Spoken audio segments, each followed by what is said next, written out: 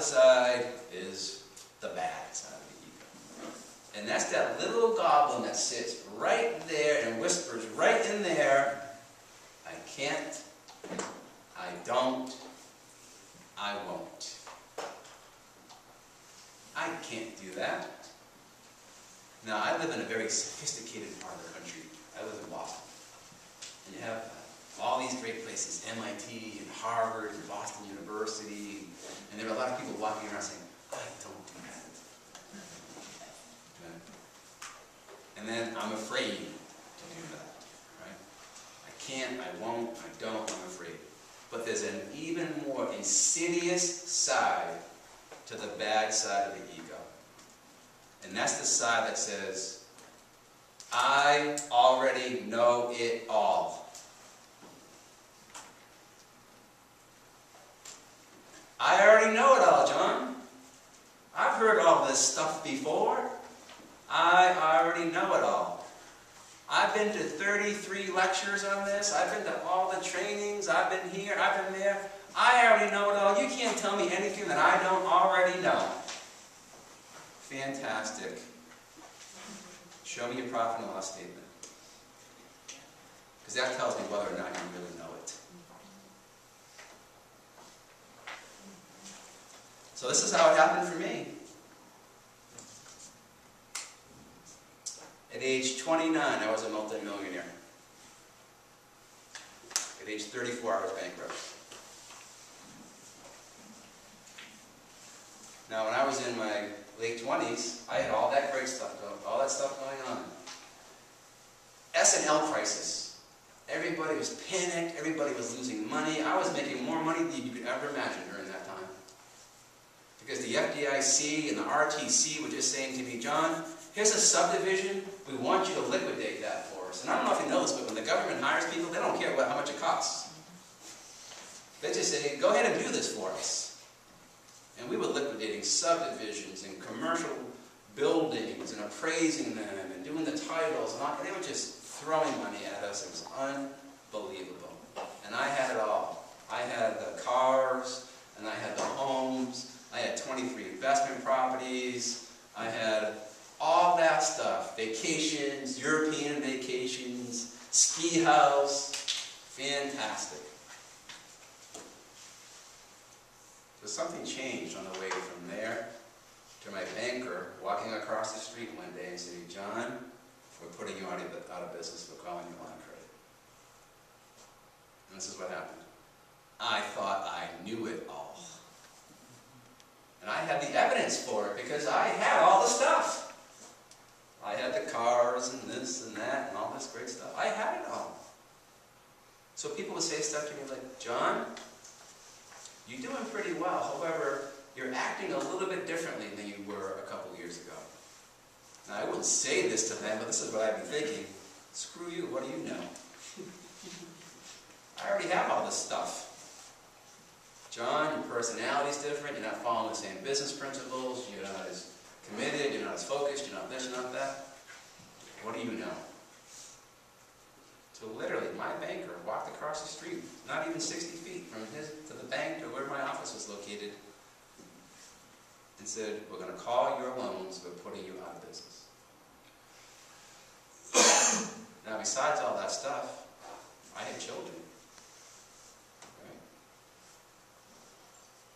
Wow. Who do I want to blame at first? I want to blame that banker. It's the banker's fault. And then it's the economy's fault. And then it's this person's fault. And it's that person's fault. Until the day that I went home, this was like 2 or 3 days later, and I went into my children's rooms when they were sleeping at night. And when your children are 3 or 4 or 5 years old and they're sleeping in their beds at night, what do they look like? They purely love you. They purely trust you. They're literally just pure love, right? And I had to stand in my children's room in the middle of the night and say, I'm throwing this all away because I don't want to take advice from somebody. Because I think I know it all. That's That's the point that I had to get to. Most of you probably aren't there. However, you understand the concept, right? Yeah. So, don't go there. It's not a nice place to go. Now, did I learn from that? Yes. I will tell you this, it was a painful, painful, painful lesson. I lost a home. I lost a marriage. I lost a business. I came that far away from losing my self-respect, and I came that far away from losing my children. I was living in the basement of one of my friend's homes. Not a finished basement, in the basement. In a single bed with my clothes and my car, and that was it. The one thing that I did do is I went to work every day from that point forward and did what I could do that day to somehow, some way improve my situation.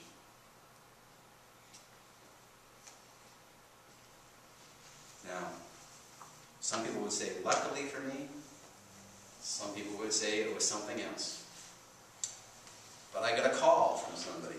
His name was Paul Brown. And Paul called me up and he said, John, I know what's going on in your life because one of your clients told me. I'm a business coach and I can help you. And I said, Paul, thank you so much for calling. I don't have the time to click. So I went from knowing it all to what? I don't have this, don't have that, right? He called me back a couple of weeks later. Same thing. John, I know what's happening, blah, blah, blah, blah, blah. Paul, thanks for calling, I don't have the time to click. Now this is the reason why you never, ever, ever, ever, ever, ever, ever stop lead generating. Because he called me again. And this time I was ready to hear what he had to say.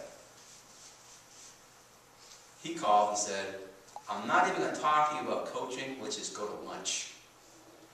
And he took me to this beautiful private dining club, fancy woodwork, and I was starving. I must have eaten 2 hours.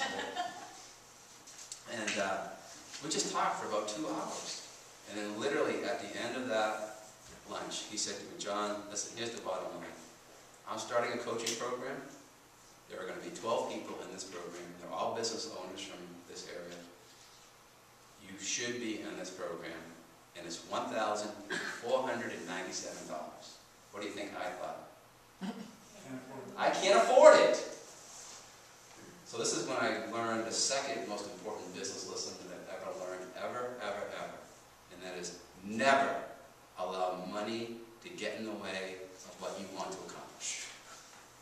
Never.